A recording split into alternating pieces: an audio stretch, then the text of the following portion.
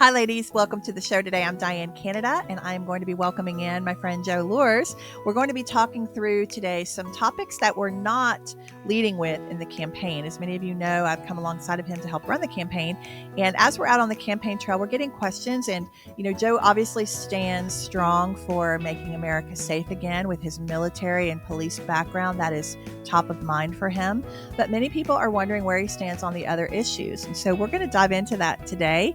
And hopefully, this is going to be an interesting conversation. And my hope is that he will win your heart and your vote on October 7th. Many of you know that Mark Green has vacated his seat early in the middle of his term.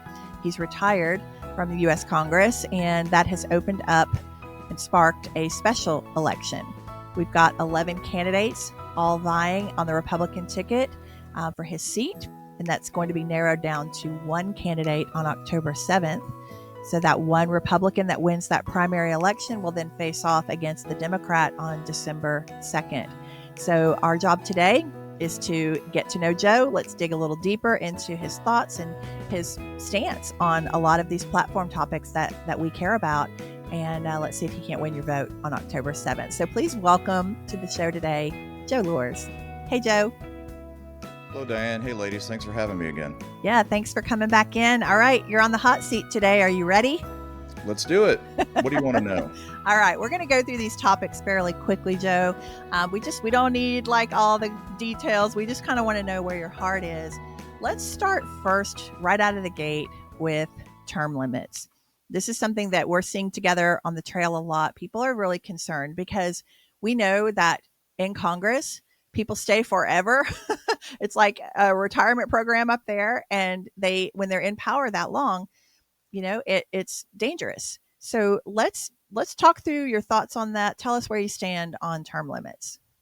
What is it they say about Congress? It's the United States' oldest geriatric home or nursing home of everybody that's up there. I absolutely think that we should have term limits. Our constitutional framers didn't want us to have political people like in there for the long haul in a career. And like they camp, right? They just stay up there. And don't get me wrong, like we need representatives and we need senators to be up there and we expect them to do a job. But like everything, you don't stay there forever. And that's kind of where the big misconception is and why the people have lost a lot of trust in the Congress, because they just get up there and they stay there. Lord Acton in, I believe, what was it, 1887, writes a letter to a bishop during the Inquisition and everything way back in the day, 138 years ago. And he says, absolute power corrupts absolutely. Yes. That was true then, just like it's true now. And the context behind that is he was talking to this bishop in a letter, and he was like, look, our leaders need to be held to the same standard as everybody else. And that is a crucial piece that I believe is missing from the Congress. The Congress people work for you, and they shouldn't be up there their entire life. Yeah. Period. Yeah. Well, I think it's good. Like when I was running, one of the things I thought about on this subject was you need people to be in there long enough to be effective, right? Because you go up as a freshman, you're probably not going to get a lot done. You're still kind of learning the landscape, learning where the bathrooms are. You're new on the job.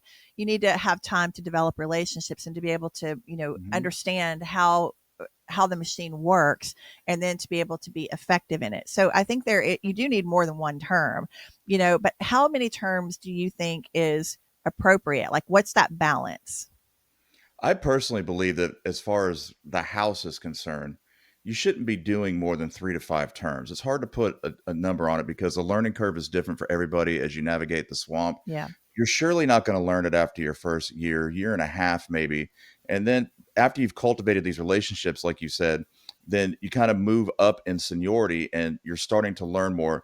Think about it. When you were a freshman in high school, you didn't know anything. Yeah. But by the time you were a senior, you knew everything. It's the same thing. You When I was ruled a the police school. officer, when I was a police officer, I knew nothing when I was a rookie police officer. But as I progressed through 10 years, I didn't know everything. Don't think that I did, but I definitely knew more than a rookie straight out of the academy. Yeah. And that just comes with experience. Yeah. So we need the experience, but we don't need people that have spent a lifetime in Congress Yeah. 30, 40, 50 years. That is absurd to me. Yeah.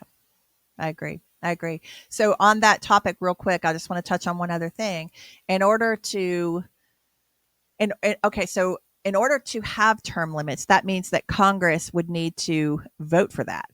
And a lot of the vampires up there who love that power, who are very thirsty for that power, I don't see them voting themselves out when it comes to term limits. So, you know, and a lot of people will say, oh, you're going to, yes, Joe, right now you say that. But once you get up there and you get a taste of that power, you get a thirst for that power, how do we know you're not just going to become one of the, swamp monsters too? That's a very valid question. And the answer to that is I've never been one for power. I've been one for service. I moved up through the ranks in the Marine Corps and I never thought that I was better than anybody and I was never chasing anything. And then as I became a police officer, the same thing. I had all the power in the city, but it was coupled with the heart of a servant. I went to work every day to serve the citizens of Nashville. And if I could have been corrupted, it would have happened a long time ago, especially when I was in the undercover world working with gangs and, the drug trafficking to where there was a lot of drugs and a lot of money on the table. And we all see it. It happens in the movies, it happens in real life. Cops that do the job that I did are often corrupted, but it takes a certain moral character and somebody that stands on their background to not fall victim to that. So that's what I would bring to the Congress. You trusted me in Nashville. You trusted me in the Marine Corps. You can trust me in Congress.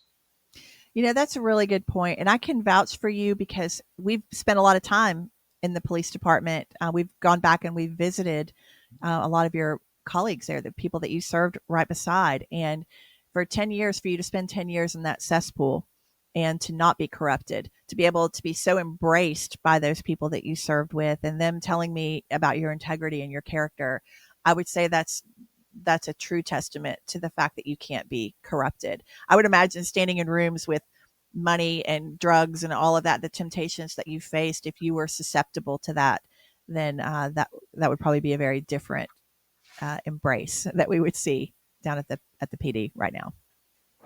You're right. There's nothing I wouldn't do for those men and women because there's nothing those men and women wouldn't do for me. Yeah, and And that's obvious. Hmm. yeah, Yeah, that satisfies our fear then that you would go up and get a thirst for that power and get and fall into those temptations and that web of corruption. So thank you for that. Okay, let's move on to the topic of abortion. This is something that's coming up a lot again on the campaign trail. hmm A lot of people they're wanting you to go on the record of whether or not you would be for a federal abortion ban. Right now, Trump, with the overturning of Roe v. Wade and that return of power back to the states, for the states to decide their abortion laws. Some states have the heartbeat bill. Some states have abortion. It just kills me to even think about this, but up to and even after birth. What would your stance be on a federal ban, and what would be the implications of that? Or do you feel like the power should remain with the states?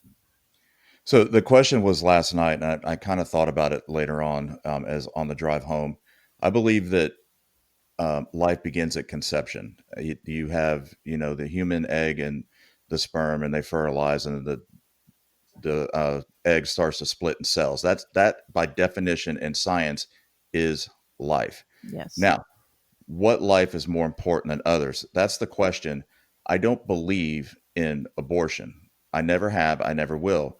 There are some certain aspects to where maybe under like the narrowest of definition to where I would agree with it, and that is, an ectopic pregnancy to where it's going to kill the mother. The baby is not viable. Yeah. These things need to be down at the state level. Just when they overturned Roe v. Wade with the Supreme Court, that gives the states the power to deal with it on their level.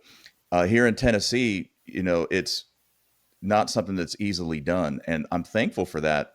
And we need to push that like further. If we were to put it back on the Fed and do a nationwide ban, we're giving more power. So I am against it, 100%. But it's a slippery slope. If we give it back to the Fed, Diane, then there'll be a whole bunch of strings attached to it, and there'll be more funding and all this other stuff. And we'll be right back where we were Yeah. before the Supreme Court overturned it. So just to be 100% clear, because this is a hot button issue, and I want to really drive this point home. These are babies. Mm-hmm. And it doesn't matter if they're just barely having a heartbeat or they're getting ready to come out of the womb. They are human beings and they deserve protection. Yes. And Tennessee is getting it right, generally speaking. And we just need to lead by example. Yeah. So a couple of caveats on that. Let's talk through maybe some things that would be on women's minds about that. So I agree with you on the ectopic pregnancies, things like that, where it is where the baby can't survive, the mother can't survive. That becomes more of a self defense type argument. It's not an abortion for convenience. We're talking about rape and incest, things like that. That's going to be on women's minds. So let's stop there for just a second before I go on. Do you have any kind of change in your stance on that if it's in the realm of rape or incest? Again, very narrow. There are, I've talked to people about this, with the example of rape. Horrible. Should never happen. Yeah. And but we know it does.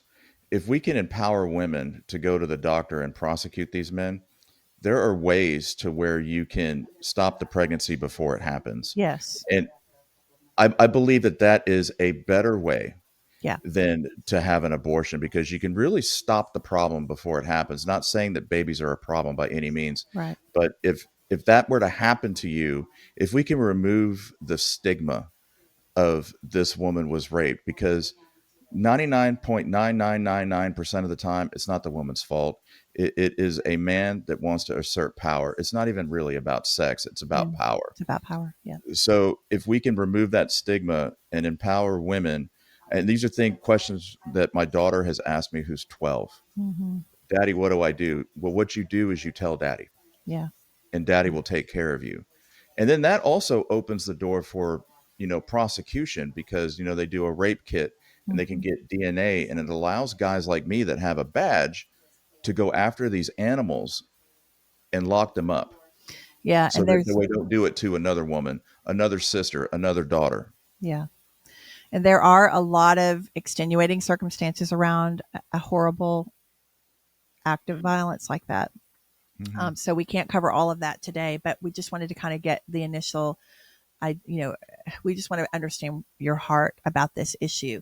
It needs to be very narrow, Diane, like Yeah. where there's no room for interpretation. Yeah. And that is just going to come with quality and succinct legislation. Yeah. Yeah. I agree. One of the things that we need to look at as when we're talking about abortion is that child has rights too. That child has a right to life, liberty, and the pursuit of happiness. And that child's DNA is not a mother's DNA. You share, of course, obviously that child is still in utero and that independent on that mother to live, but all babies are dependent no matter their geography. So, I don't want to share so much my idea on this, but I really want yours about the rights of the child. I think that is maybe an argument that is not brought up nearly enough. The mother will say, "My body, my choice." What are your thoughts on that? It's not your body. It's a baby's body. Right. That's right. You chose to lay down with a member of the opposite sex. And this is the consequence of doing that. Now, it doesn't happen all the time, but it does happen. Like if you have sex, just call it what it is. There's a very real risk that you'll end up pregnant. Mm-hmm. And my daughter, like these are things that I want to just keep driving home, that you need to be responsible. And we can't just keep allowing, funding and all of this other stuff just to convolute what we know is wrong. Yeah. Yeah. The Bible tells us that. I learned that in school. Mm-hmm. And it's just there's a huge disconnect, and I just don't understand. That Well, is a human being and it needs to be protected. And there's no way that you can ever say scientifically or religiously that this isn't a human being. and where we're at today, Joe, is that a lot of people on the left they agree that it's a human being, but they still want to kill it. That's how cold they are about it. Yep. Okay. So it's a baby. We'll all agree on that, but I still want to kill it, and it's my right They've to do cheapened that. human life. I mean, I'll just say what it is. The left has cheapened human life. Yeah. I mean, we saw it last week, Yeah. and, They have and we no see it value every for it. day. Yeah. They're cheapening human life to where it is considered normal, and they're desensitizing us to these facts. Yeah. Yeah. And that's the devil's playbook, right? The devil is alive and well.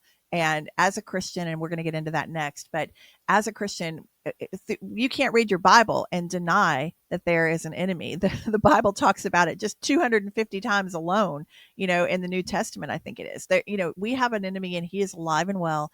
And one of his biggest, tactics in his playbook is to attack God, the children of God. Like to if he can get the children, they know, because he knows that they are nearest and dearest to God's heart. The children are our future, and the children are full of possibility. And so if he can quench that, kill that right away, then in his mind that's a win. So yeah, let's go down that topic of Christianity next, because a lot of people are wondering, are you a Christian? Where do you stand in your faith, and how would that play a role in your political life? This question has come up one on one with people that I've come in contact with. The short answer is yes, I'm a Christian. I was a practicing, every Sunday Christian up until I went to Iraq in 2003. And when I came home from Iraq, and people that know me, um, I was very broken, to be honest with you. And I didn't really see it. I just knew that I was broken because I had seen some things, done some things that I think that no human being needs to do. And I questioned it. Why would God let this happen? Mm-hmm. Why would a supreme being that loves me, loves my friends that were killed in Iraq, why would this happen? Why did 9/11 happen? Mm-hmm. And I stepped away, right? It's not that I didn't believe anymore. It's just that I needed space. I needed to understand. And a few years later, I had my daughter. And as my daughter was like learning to walk, as she was just learning basic things as she's moving around through a toddler, I was always like trying to catch her and I was always like trying to guide her. And then it dawned on me, unless she falls when she learns how to walk, she'll never learn how to walk. Yeah. If she can't figure out how to hold a fork because she keeps dropping it and I keep putting it in, if I keep doing things for her, she will never learn. She will never grow. Mm-hmm. And that is when it clicked in my little Neanderthal brain that that is why God does the things that he does. That is why God allows things to happen, because we have free will and Mm-hmm. we have to learn and grow and want to be like God. That's the key. We Yeah. need to want it. Yeah. We need to want Jesus in our heart. Mm-hmm. And if we don't do that, then we are not obedient and we are not going to live in a godlike, Christian faith. So then that's when I started going back to church, and then it all made sense to me. So you see, to me, Christianity is a journey Mm-hmm. and it is a relationship. And we have great relationships, we have not so great relationships, and we have mediocre relationships.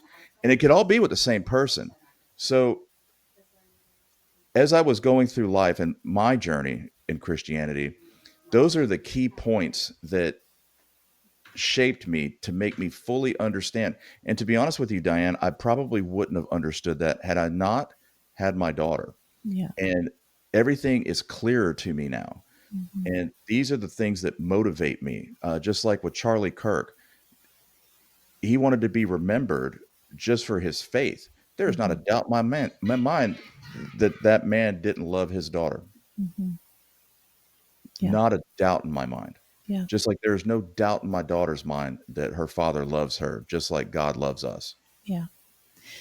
Yeah. I think there are several key points around faith. One of the things I say all the time is that our faith informs our politics. Without a gauge between right and wrong, how do we legislate? Someone said to me, Diane, you can't legislate morality. And it's like, what do we legislate if not morality? you know, and it's based on the 10 Commandments. Our whole system of government is set up on Judeo Christian values. So to try and separate those two issues is ridiculous. Like our faith informs our politics. It's not saying that you're forcing everyone to be a Christian, but this is the worldview that we hold that has created the most prosperous nation in the world, and how it has been a light, like a beacon to so many other nations, why so many people want to come here. And so we need to know where you stand in your faith. And you're right, that adversity is so needed. Like we need the context of good and evil. We need if we don't understand evil, we can't understand good. If we don't, and Charlie would say this a lot too, if we have no measure, if we have no standard of what's right, then how do we know when we're wrong? And Mm. it is just so obvious that this is needed. I heard someone say one time that evil is not, God didn't create evil. What evil is the absence of God, just like ice is the absence of heat. And so when we look at it in that context, we understand that our adversities and our trials and all of that are necessary. Something that I say often is I wouldn't trade my valleys for 1,000 peaks, because it's in the valley when you meet Jesus. It's in those when you came back from Iraq and you were hurting, and I saw that even my brother too, and so many people that come back from the scars of war. When you're in that valley, it's where you really meet him. It's where you really get to know his heart. And so you would not, from what I'm hearing from you then, is you would not try and legislate without that moral compass. Absolutely not, Diane. I mean, there's just no other way to say it. Absolutely not.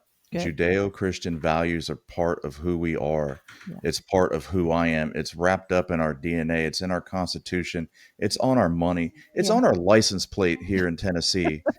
I mean, in God we trust. Yeah. In the Pledge of Allegiance, one nation under God.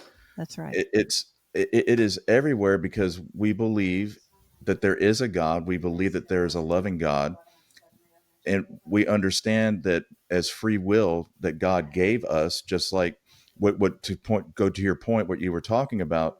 If we didn't have free will, which is what Lucifer's plan was, when we were created, it was all right. So what do we do? Oh, just let me go down there, and they'll just be little obedient, and everything will be fine, and they won't have any free will. And then Christ came, and he was like, no, no, no, no. That's not how this is going to work. Yeah. Which is why Christ came as a human being, as a man, to sacrifice himself for our sins, because we are fallible human beings, because God gave us that opportunity to choose. Yeah. Yeah. And you can choose right, you can choose wrong, but everything that we do in life is a choice. Yeah. There is a choice in everything. Yeah. And when we recognize that and we put, God at the forefront of what we are thinking, you're going to do right, generally speaking, all the time. Yeah. And just maybe to end cap that, our founding fathers knew that our republic was unsustainable without a moral people, because if you can't be trusted to self-govern, then our republic will not be sustainable. And the only way you're going to self-govern is if you're serving God, if you know God's watching when no one else is, and you're accountable to him. So it's so obvious, but so many people think that freedom just means it should be a free for all for everybody. But no, there are boundaries, and those boundaries are important, and those boundaries are the Christian faith in America. So thank you for your openness and willingness to talk about that. I know that's really top of mind for a lot of people. Okay, let's move on now to the subject of the economy. We want to know where you stand on Trump's tariffs and inflation and a lot of the Doge that's been happening up in Washington. Talk to us a little bit about how you see that all playing out, and when, if at all, are we going to see some relief from these policies? I like to refer to it as a train. When the train is full speed going down the track, can you stop a train on a dime? The answer to that is no. You have to slow it down, or even a ship in the ocean. You can't just stop it on a dime. You have to steer the ship. Having a businessman, a brilliant businessman in the White House that's treating our economy like a business, because that is what it is. Mm-hmm. When you have money and you have expenditures, that is a A business. business, yeah. So, how can we get more business? How can we grow our economy?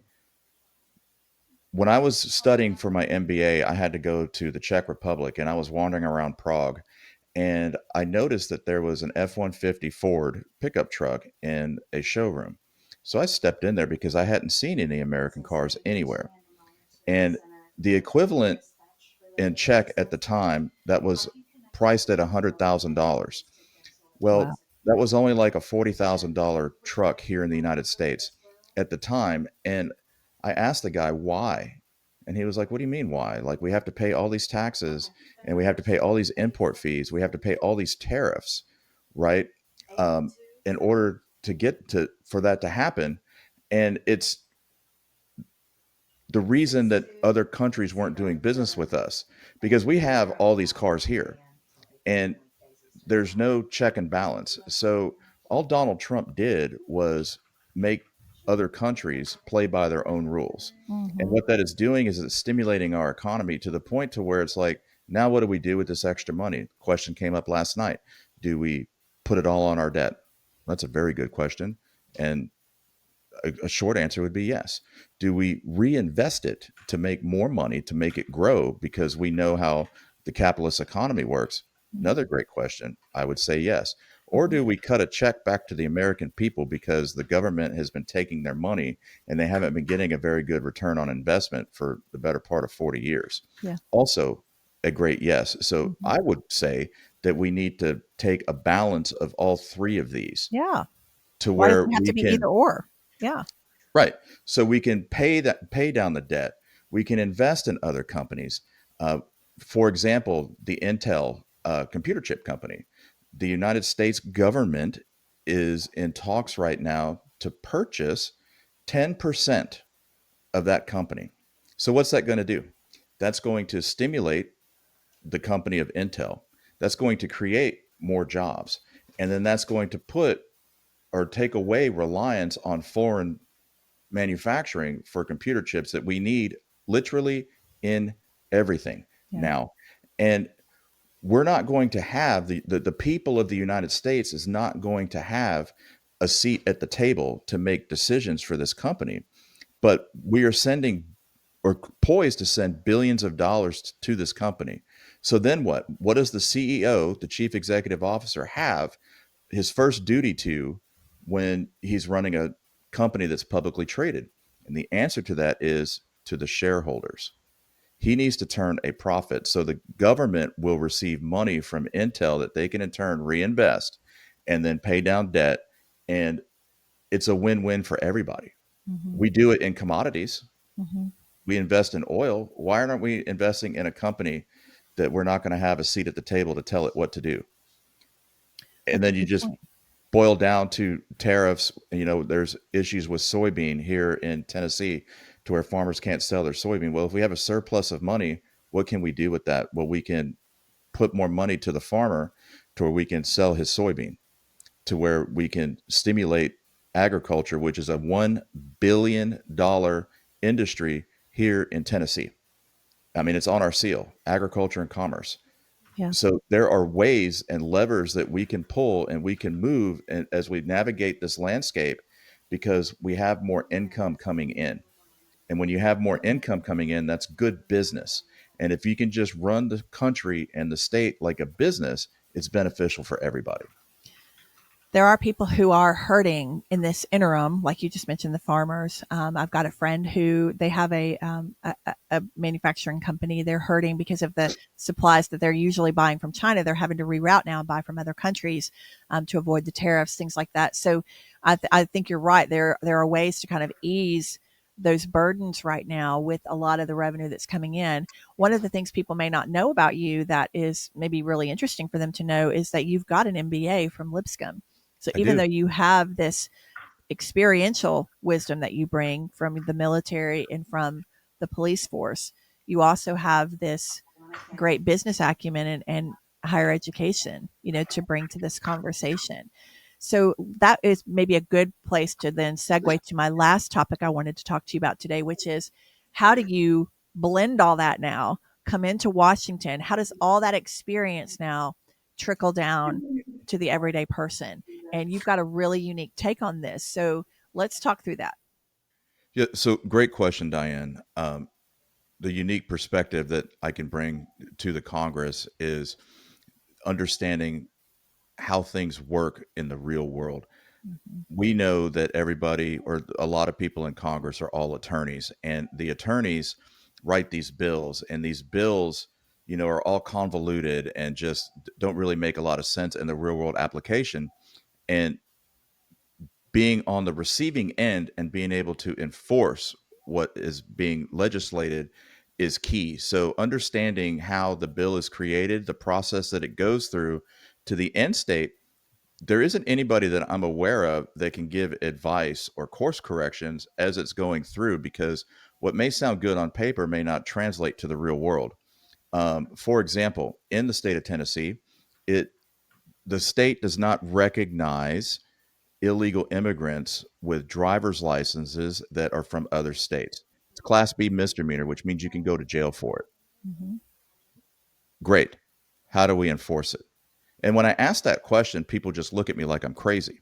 And so last night I explained what really happened. So a police officer pulls you over, you give them your driver's license, and they run that number. And in the computer, it only tells them one thing: is it the license valid? Is it not valid?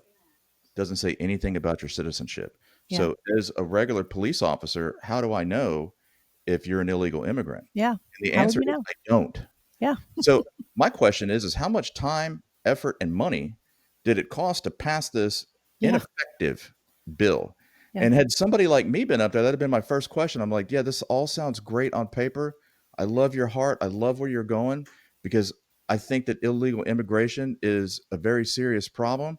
But what you're talking about right here makes zero sense. Yeah. And Yeah. as a police officer going through the academy, one of the sergeants that was there would always say, "This is a way." Anything that we were doing, this is a way to handcuff somebody. This is a way to talk somebody down. This is a way to park your car, because he understood that life is fluid. Mm-hmm. And my actions as a police detective are directly correlated to what the suspect is doing. Mm-hmm. And taking that into the gang world and navigating that swamp and adapting and understanding how it works and assimilating to that life so you don't have to, these are the things that will directly translate to the swamp. Yeah. I can navigate the swamp. I infiltrated places where if they found out that I was a police officer, they would have killed me, Yeah. Yeah. hands down. So that's a very, very good motivator to understand what you are doing. Yeah. Because the minute you step into that world, you're playing by a completely different set of rules. Mm-hmm. Just like when somebody goes up to Congress, they are playing by a different set of rules. Mm-hmm. And you have to understand the rules. You have to understand the game. You have to understand the swamp. Now, they're probably not going to want to try to kill me, but they're going to want to try to silence me. They're going to want to try to control me. But guess what? It's not going to happen, because I'm not there for the power. I'm there for the people. Yeah. That is what the Constitution says. And then as a Marine, as we go through training and actual combat, the saying is no plan survives first contact. And what that means is that we can have the best plan in the world, but the minute somebody shoots at us, yeah, that's different. Mm-hmm. We can have a flat tire. All these things can happen. Mm-hmm. Murphy's law is going to run rampant. It's going to happen. Mm-hmm. So how do you adapt? And these are the traits. These are the skills that I can bring from an experience. And then from the educational standpoint, I used my post 9/11 GI Bill and obtained an MBA from Lipscomb, which is a very good school. Yeah. And understanding how budgets work, understanding how, to run a business, all of that is key in running a country, because it's not about, you know, touchy feely and, right versus wrong or anything. When you're talking about the country as a whole, it needs to be run like a business. Hmm. Elon Musk went in with Doge and said, why are we doing this? Why are we sending money here? Why are we sending money there? We were sending millions of dollars to Iraq for Iraqi Sesame Street. Yeah. And I'm sure Well, that wasn't the real place it was going. exactly. And It even was a if it cover. was, help me understand why that's a good use of taxpayer money. Yeah. Then we are sending money to the Taliban, the people that attacked us on 9/11. Well, Not and only did we I'm Go sorry, ahead. go ahead. Not only did we leave billions of dollars worth of equipment there, but we've been paying them millions of dollars to teach Afghan women how to farm. They're not learning how to farm. No, they're not learning how to farm. I mean, I was over there, not in Afghanistan, in Iraq. Women, the culture is different and it works over there. I don't agree with it, but guess what? I don't have to, because they don't agree with what we're doing here. The point I'm trying to make is we are wasting money. And Hmm. when you waste money, you start to go broke. And the Congress is supposed to legislate and pass a budget. But what have they been doing for the past few years? Continuing resolution. Hmm. We don't want to do our job and we'll just kick the can down the road. Yeah. Well, the can is at the wall, Yeah. because the next thing is bankruptcy. And Yeah. what happens if the country goes bankrupt? The Yeah. whole world will collapse, Yeah. Well, because the whole world runs on the American dollar, which, by the way, isn't really backed by anything except the government saying that it's worth X number of dollars. hmm, And hmm, if we just keep pumping money into it, that's where, whole supply and demand thing. Oh, there's more $1 bills out there, so it's worth less. yeah. There's more $100 bills out there because it's worth less. We Hmm. are hurting ourselves. And Yeah. people that aren't in business, that are lawyers, don't see that. And it's been Yeah. going on for years. That's the key that you bring. Two things. One, your detective mind that has been honed so well, not only on the police force but also in the Marine Corps. I mean, you have to really be able to tactically make decisions, like you said, on the fly. You know, not knowing what you're going to be facing. So your detective mindset, I think, would be invaluable in Congress, because you can go down those rabbit holes and go, why are we doing this? Where is this money really going? I think you would be invaluable just in that sense. But the other thing is that you being a citizen legislator, not a hypothetical, but an actual experiential legislator, someone who maybe was born with a silver spoon in their mouth and they came up in a very, you know, sheltered lifestyle, maybe, went on and got the best education at some Ivy League school. And I'm not saying that there's anything against that. I mean, we need bright minds and educated minds, but you have all of that business acumen and that experience, that education from a very, very impressive school. But you have that experience. So you understand, like I was saying earlier, and like you've just been saying, how it translates to the real world. So we can we can look at the book smart and we can look at the real world and Mhm. how those two collide often. Something that a lot of my listeners know about me is I don't have a college education. And I have consulted the most educated people in the world. And I worked with doctors and all kinds of, very, very high level people for many, many years. And I would always be scared of that question I was always scared that they were going to say, well, Diane, where did you go to school? I thought it would just come up. And so I was always terrified of it. And I was a very successful consultant, but I actually went back to school and tried to go get that degree, and because I wanted that piece of paper that said, "Hey, I know what I'm doing." Right? And the professor pulled me aside first semester and said, "Why are you here?"